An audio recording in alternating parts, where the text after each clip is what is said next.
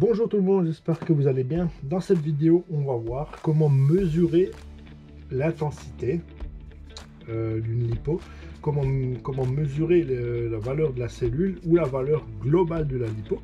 Vous allez voir, on a plusieurs appareils qui existent pour ça. Quel est l'appareil le plus sûr pour le faire? Je vais tout vous expliquer et comment le faire. Vous allez voir, c'est un jeu d'enfant de pouvoir tester soi-même chaque cellule indépendamment si vous n'avez pas ce genre d'appareil. Donc, voyez, donc à quoi ça sert de tester sa cellule? Donc déjà de voir les valeurs qu'on a par cellule, c'est comme un petit peu si on fait un diagnostic de santé de sa lipo. Si vous voyez qu'il y a une différence trop importante sur une cellule par rapport à une autre, c'est que vous pouvez vous dire la cellule, attention, c'est que vous allez vous dire attention, la lipo commence à être fatiguée ou il commence à avoir un problème sur une cellule, je vais devoir faire gaffe quand je vais la charger cette lipo ou quand je vais l'utiliser. Voilà, donc ça vous permet aussi d'être tranquille par rapport à ça. Et bien sûr, ça vous permet de savoir si elle est correctement chargée, si on est bien équilibré entre les cellules. Donc tout ça, c'est super important quand même, parce que c'est quand même l'énergie qui fait avancer nos RC. C'est pas des jouets, c'est très dangereux une lipo. Donc voilà, donc qu'est-ce qu'on a comme appareil pour mesurer une lipo? Donc on a ce petit testeur, ça c'est vraiment le truc le plus simple, hein. Donc on vient connecter la prise d'équilibrage sur ce petit appareil et ça va nous donner la valeur de chaque cellule un après l'autre. Donc il suffira de les noter par exemple. On a aussi ces petits boîtiers qui servent aussi à programmer les variateurs, mais également ils ont une petite option si vous connectez ici votre lipo, pareil avec la prise d'équilibrage de balance.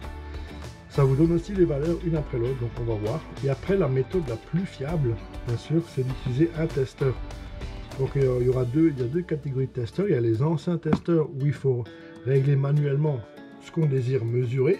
Et il y a les nouveaux testeurs qui font tout automatique. Donc ça, c'est vraiment, au niveau mesure, c'est ce qu'il y a de plus précis. En plus, c'est digital.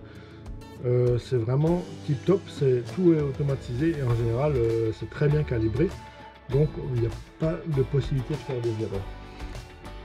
Ça aussi, si vous avez des chargeurs de lipo, je sais, la plupart des chargeurs actuels, ils ont une option qui permet de calibrer le chargeur. Parce que des fois, sortis d'usine, en règle générale, ils sont pas trop mal calibrés, mais il peut y avoir des erreurs. Donc le fait de mesurer les valeurs vous-même manuellement, de les noter et de contrôler avec votre chargeur par rapport aux valeurs que lui il affiche, ça vous permet de voir si c'est bien calibré et ajusté. Voilà. Donc, premièrement, je vais vous montrer comment tester comment pas tester, mais comment voir les valeurs d'une lipo. Donc avec le petit appareil le plus connu. Donc ça, je pense que tout le monde le sait, il suffit de le brancher. Voilà, attention aux oreilles. Voilà, vous avez la valeur qui s'affiche. Donc voilà, une première cellule, deuxième cellule, troisième cellule et la valeur totale qui va s'afficher all. Voilà, 11,7. Donc première 89, la deuxième 89, la troisième 95. Voilà, c'est pas mal, hein, c'est pas trop mal. La lipo est quasiment pleine. Je l'avais chargé une semaine. Il y a une petite différence à une cellule qui est un tout petit peu au-dessus. C'est souvent le cas dans la dernière cellule, elle peut avoir quelques millivolts en plus. Donc voilà les valeurs. Donc maintenant on va essayer avec cet appareil pour voir si ça nous donne déjà les mêmes valeurs. Voilà. Donc on a la valeur totale 11,7. Et vous voyez, cellule 1, on a 3,90. La 2, on avait 3,86 et la 3, 3,94. Donc effectivement, il nous donne bien la cellule 3 un petit peu au-dessus des autres. Mais là, on voit que lui mesure que la cellule 2 est un tout petit peu en dessous. Ça reste toujours très bien. Mais vous voyez que déjà, entre deux appareils, on n'a pas la même valeur. Donc voilà pourquoi on peut se fier à ces appareils. Mais si on veut vraiment être précis, il va falloir utiliser ces appareils-là. Et en plus, vous allez voir comment c'est très simple de mesurer manuellement les valeurs entre cellules, même entre deux cellules on peut mesurer parce que du coup on peut les additionner. Donc voilà, ça aussi, hein, si vous voyez que le total du voltage de la batterie est en dessous de ce qu'il faudrait, c'est qu'elle commence à fatiguer, c'est qu'elle n'arrive plus à charger en totalité de sa capacité, tout simplement. Donc voilà. Alors maintenant qu'on a vu ces deux appareils, on va passer sur un testeur. Donc ça c'est l'automatique, vous allez voir, ça c'est ultra simple. Et ça c'est les anciennes générations. Donc bien sûr, il y a ça c'est encore un peu vieux avec les aiguilles, mais vous pouvez aussi avoir les digitales avec ce mode de fonctionnement. Donc là, nous, qu'est-ce qu'on a? Qu'est-ce qu'on sait là-dessus? On sait que c'est une batterie, donc c'est du courant continu. Et on veut mesurer un voltage entre 3, enfin on va dire entre 2 et 4 volts précisément. Donc tout simplement, vous voyez ici, on a un côté courant continu et un côté courant alternatif. Donc on a les échelles, donc là c'est de 0 à 10 volts, de 0 à 50, de 0 à 250, de 0 à 500. Donc vu que nous on veut mesurer la valeur d'une cellule qui est compris entre 2 et 4 volts, on va se mettre sur 10, tout simplement. Voilà. Sur 10. Et ensuite, la manœuvre elle est très simple. Voilà. Vous prenez votre lipo, vous avez votre prise balance ou équilibrage. Donc avec le fil plus, vous venez sur le rouge, et avec le fil noir, vous venez vous intercaler. Donc voilà, donc là on a la valeur d'une cellule. Voilà. Si je fais si je mets sur le rouge et sur le dernier fil noir, j'aurai la valeur de la cellule complète. Vous voyez, vu qu'on a mis l'échelle 10 volts, et ben on dépasse parce qu'on a 11. Tout simplement. Mais on peut aussi mesurer la valeur de 2 cellules additionnées. Il suffit de venir se prendre sur le troisième. Voilà. Vous voyez? Donc, fil rouge, première cellule, de 1 à 2. Vous voyez? On peut très bien mesurer la cellule 2. Donc on se met à côté. On se met sur le 3 et sur le 4. Voilà, on a la valeur de la cellule 2. Si on veut la valeur de la cellule 3, on se met sur le 4 et le 5. Voilà, tout simplement. Donc maintenant, on va laisser tomber cet appareil parce que la mesure n'est pas du tout assez précise par rapport à ce que nous on veut. On va utiliser cet appareil-là. Voilà.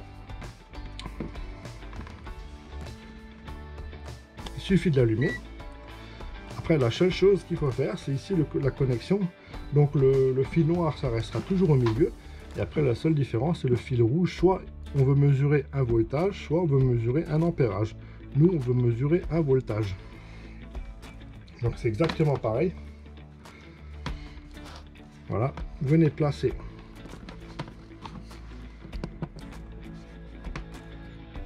entre les... Voilà. Vous voyez, on a 3,94 sur la cellule 1.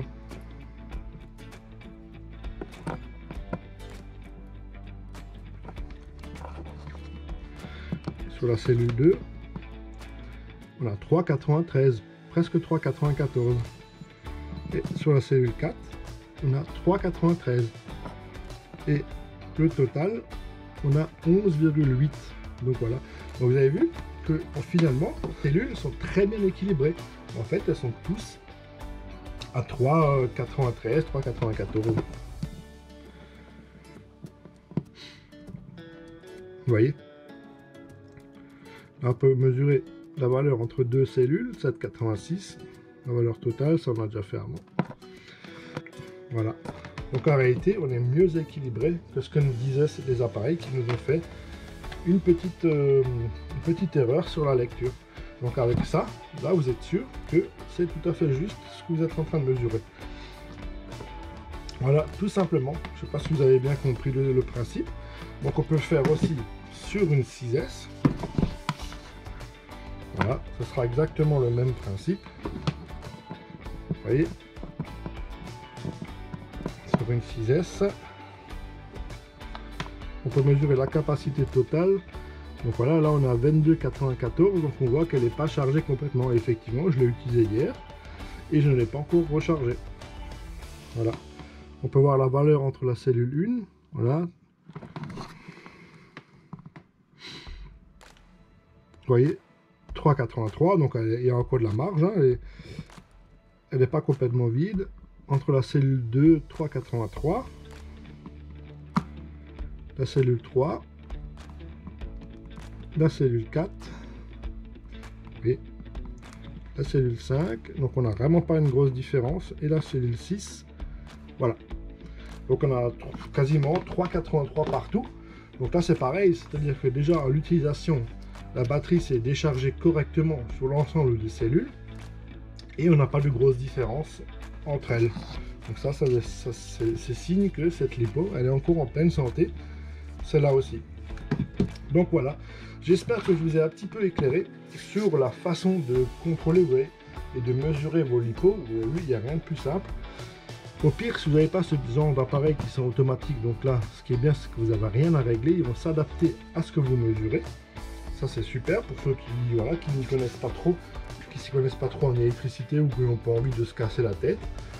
Franchement, vous pouvez trouver ça sur le net. Je vous conseille pas non plus de prendre les premiers prix des chinoiseries. Voilà, on ne sait jamais si c'est un peu défectueux. Il vaut mieux prendre un petit truc, mais on va dire entre 15 et 20 euros, vous avez un petit testeur comme ça que vous pouvez emmener partout. Ça vous sert pour tout, hein. Ça vous sert pour à la maison. Si vous voulez mesurer vos prises, s'il y a de la tension sur les prises, si vous voulez mesurer la batterie de votre voiture, plein de choses comme ça. Ben voilà, ce petit appareil peut vous aider à faire tout ça. Donc, je vous dis merci d'avoir regardé cette vidéo. À bientôt pour de nouvelles aventures. Ciao et bonne soirée à tous.